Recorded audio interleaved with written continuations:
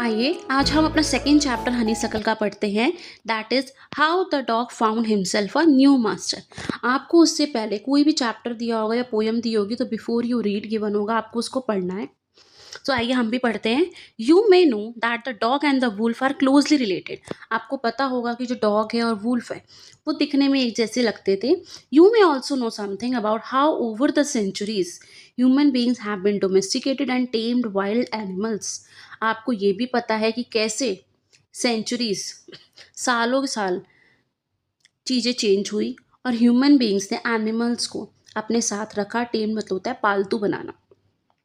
Here is the story about how the dog became a tame animal।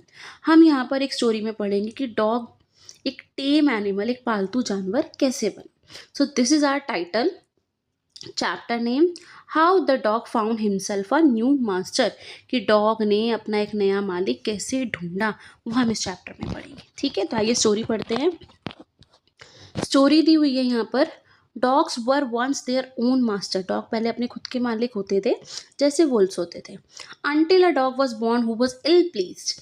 जब तक एक dog ऐसा पैदा नहीं हुआ जो अपनी लाइफ से खुश नहीं था। He was sick and tired of wandering about by himself. Wandering means होता है इधर उधर घूमना। वो बिल्कुल परेशान था कि मैं इधर उधर क्यों घूमता रहता हूँ। लुकिंग फॉर फूड, उसे लगता था मुझे अपने खाने के लिए इधर उधर ढूंढना पड़ता। और हमेशा फ्राइटेंड मीन्स होता है डरना। हमेशा डरा रहता था कि कोई उससे ज़्यादा ताकतवर होगा तो उसे मार ना दे, परेशान ना करे। So he thought it over and decided the best thing for him to do was to become the servant of one who was stronger than anyone on earth. तो उसे क्या डिसाइड किया कि सबसे अच्छी चीज़ तो ये होगी कि वो किसी का किसी का नौकर बन जाए, मतलब उसे कोई मालिक मिल जाए जो उससे ज़्यादा ताकतवर हो और जो उसकी रक्षा भी करे। तो वो अपने मास्टर ढूंढने के लिए निकल पड़ा। He met a kinsman of his. वो बहुत घूमा, जगह जगह घूमा और उसे अपना ही एक रिश्तेदार, किन्समैन होता है रिश्तेदार, एक रिलेटिव, जो कि एक वुल्फ की तरह ही कह सकते हैं, big wolf who was as strong as he was fierce. Fierce होता है शक्तिशाली या भयानक। अपना ही एक रिश्तेदार ढूंढा और वो रिश्तेदार जो था एक बहुत बड़ा वुल्फ था। Where are you going dog, the wolf ask. Wolf ने पूछा कि डॉग तुम कहाँ जा रहे हो। तो उसने क्या जवाब दिया, I am looking for someone to take up service with. मैं जा रहा हूँ जिसकी मैं कोई सेवा कर सकूँ, मतलब मैं चाहता हूँ कि मुझे कोई मेरा मालिक मिल जाए। तो उसने पूछा क्या तुम मेरे मालिक बनने के लिए तैयार हो। तो वुल्फ ने क्या बोला, कोई भी होगा। तो वो तो क्या ही कहेगा ना, ठीक है भाई बन जाओ। ऐसे वुल्फ ने भी कहा I don't see why not, क्यों नहीं, मैं बन जाऊंगा। And this agreed upon the two of them went on together. और इससे बात क्या हुई, वो दोनों एग्री हो गए, बात से सहमत हो गए और दोनों आगे की तरफ बढ़ गए।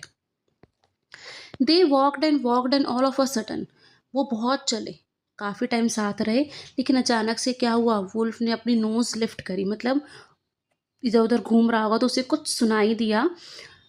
उसे सुनने से क्या हुआ कि वो ये अपने रास्ते से, पात होता है रास्ता, वहाँ से फटाफट भाग गया और झाड़ियों के पीछे जाके छुप गया। झाड़ियों के पीछे जाके छुपने से क्या हुआ, डॉग इस बात को देखकर हैरान हो गया, सरप्राइज हो गया, भाई ऐसा क्यों हुआ।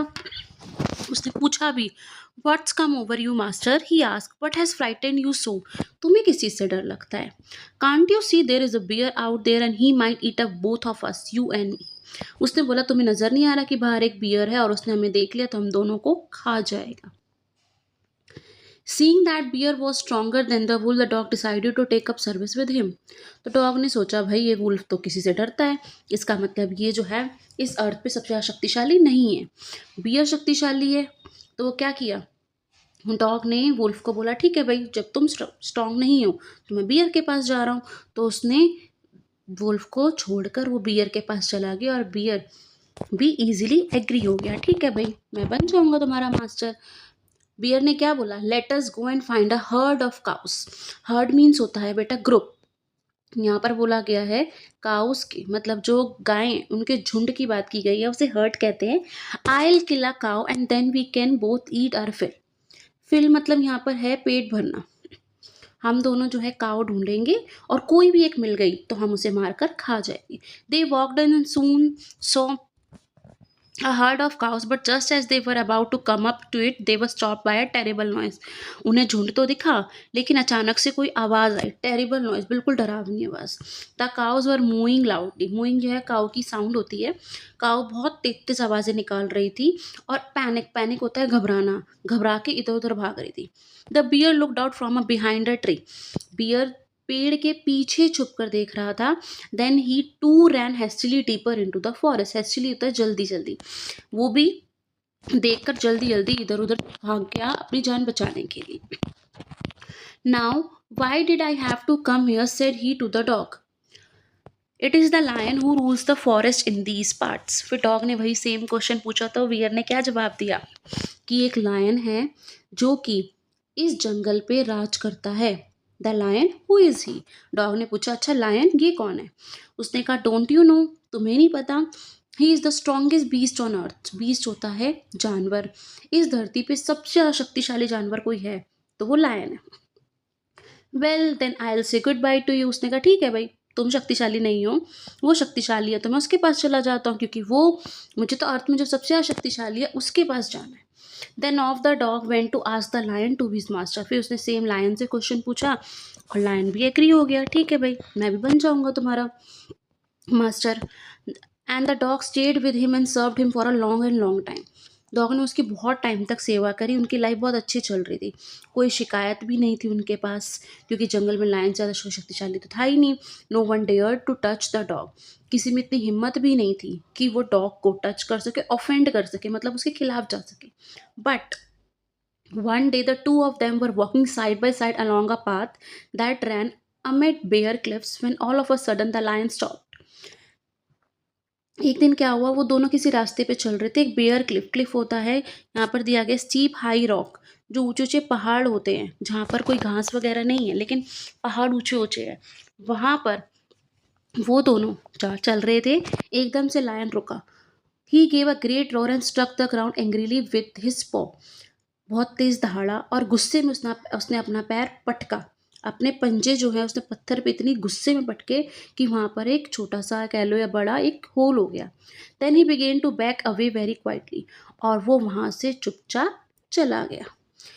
डॉग ने क्वेश्चन पूछा what is it master, is anything wrong. आज the dog surprise. Dog surprise था, हैरान था कि मास्टर क्या हो गया. I smell a man coming this way, the lion said. Lion ने कहा कि मुझे यहाँ पर एक आदमी की होने की प्रेजेंस, उसकी खुशबू महसूस हो रही है. So we would better run for it or we will be in trouble. इससे अच्छा है कि हम यहाँ से चले जाए वरना हम मुसीबत में पड़ सकते हैं. Oh well then I will say good bye to you lion. I want a master. मुझे एक ऐसा मास्टर चाहिए जो इस पृथ्वी पे सबसे ज़्यादा स्ट्रॉन्ग करो. मुझे तो लगा था तुम हो, लेकिन अब तो तुम भी डर रहे हो उससे. तो उसने क्या किया, and off the dog went to the join the man. Dog man के पास गया, उसके पास रुका और उसकी फेथफुली, आपको पता भी है dog is a faithful animal, बहुत ही ज़्यादा फेथफुली तरीके से उसने उस मैन की सेवा की. और ये लंबे टाइम तक चलता आ रहा है, बट आज भी चलता आ रहा है. तभी तो कहते हैं dog is man's most loyal servant. Dog जो है वो आदमी का सबसे ज़्यादा लॉयल सर्वेंट है. Knows no other master. और उससे कोई और उसका मास्टर नहीं है. उसे लगता है एक मैन है जिसके पास वो रह रहा है वही उसका मास्टर, उसे उसी को फॉलो करना है, उसी को सिक्योरिटी देनी है. ठीक है. So this is all about the chapter. Chapter की लाइन भी बहुत ईजी है. अगर आपको कोई भी प्रॉब्लम आती है तो आप मुझे मैसेज करिए, कमेंट बॉक्स में लिखिए कि आपको ये प्रॉब्लम आ रही है. I will message you. ठीक है. इसके बाद नीचे बेटा कुछ क्वेश्चंस दिए गए हैं वर्किंग विद द टेक्स्ट. ये क्वेश्चन जो दिए गए हैं, discuss these questions in pair before you write the answers. Why did the dog feel the need for a master, who did he first choose as his master. Doctor ने उसे master क्यों, ये dog ने उसे master क्यों choose किया, क्या reason था. इसमें सारी चीज़ें दी गई हैं. ये हम आपकी नेक्स्ट वीडियो में डिस्कस करेंगे. ठीक है. इतने आप खुद से क्वेश्चन लिखे. मैंने आपको हु डिड पैट्रिक्स होमवर्क में बताया था कि कैसे आपको क्वेश्चन के आंसर लिखने हैं. तो जब आपको वो चीज़ बताई गई थी तो यहाँ पर भी आप इजीली लिख सकते हैं कि यहाँ डिड दिया गया है, पास्ट टेंस दिया गया है, तो आपकी वर्ब किस तरीके से चेंज हो जाएगी, ये मैंने आपको लास्ट वीडियो में बताया था. तो आप पहले खुद से लिखिए, फिर जब मैं आपको वीडियो भेजूँगी वो आप उससे अपने क्रॉस चेक करिएगा. कोई भी प्रॉब्लम होती है तो आप मुझे मैसेज कर सकते हैं. ठीक है. Till then take care, have a good day.